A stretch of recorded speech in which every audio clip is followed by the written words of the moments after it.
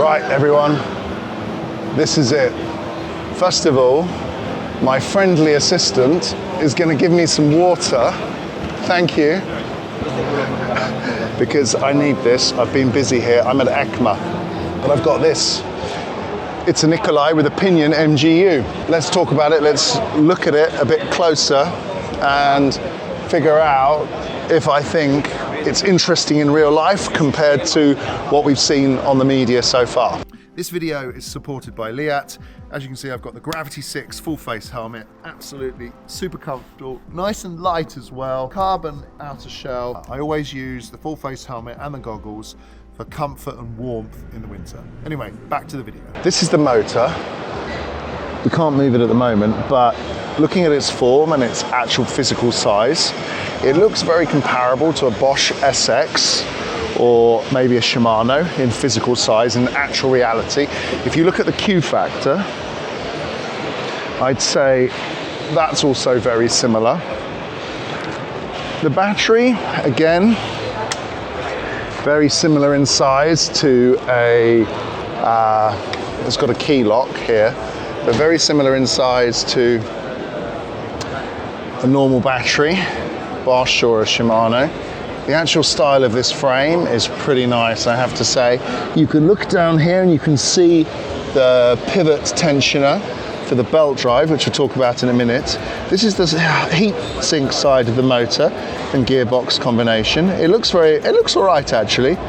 It fits well with this style of frame, in my opinion.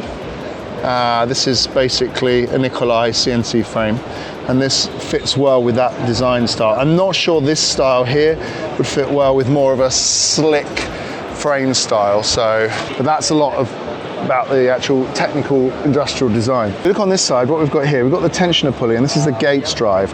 Now the whole idea of this is longer life, so 4 times longer life than a normal chain, and also silence and zero maintenance. So you don't need to lubricate this. It's absolutely lubrication free, which means it should work better in mud and water and dust and things like that.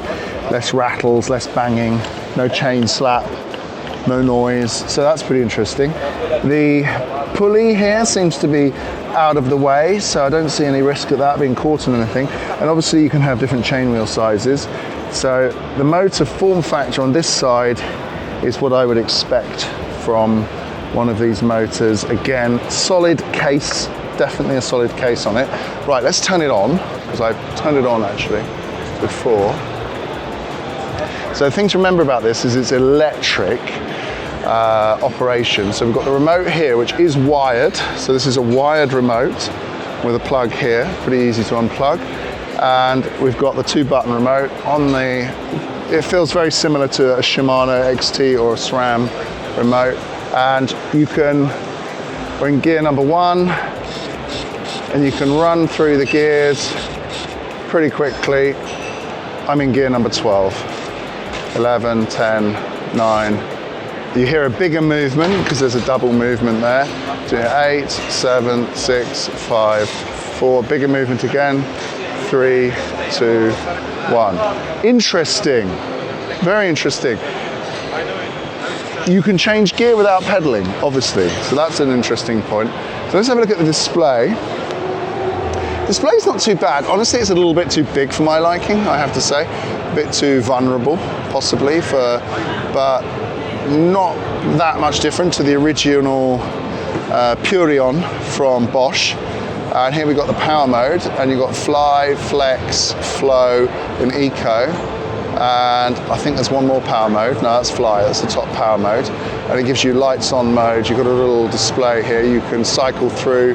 It's in German, so we go into the settings. You've got My Bike, you've got connectivity, you've got walk mode, you've got lights, and the power mode's there. Not too bad. I prefer the very discreet remotes, but I would say it fits here on the left side of the bike without any issues. Interesting. So having a look at the bike, this has got an Intend fork on it. So this is a special custom build for this bike. This is obviously an upside down fork. Very nice, I have to say. Anyway, The suspension here, obviously it's a Nicolai, so you can change out and swap out all of these dropouts, change your geometry, change the shock rate, all of this stuff. It's a vertical, this is a sprung shock here. Obviously this is a heavyweight bike. You've got the recharge port there, pretty nice. Yeah, I mean, it's a sick looking bike. This bike though obviously is a display model, so I don't think we can ride it. I did ask if I could pull it out the stand, but I don't think they've got a tool to get it out the stand, and they'll probably get angry with me.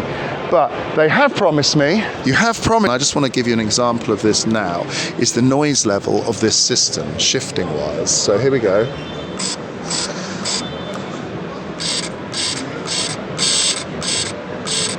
You can hear that. It's pretty good.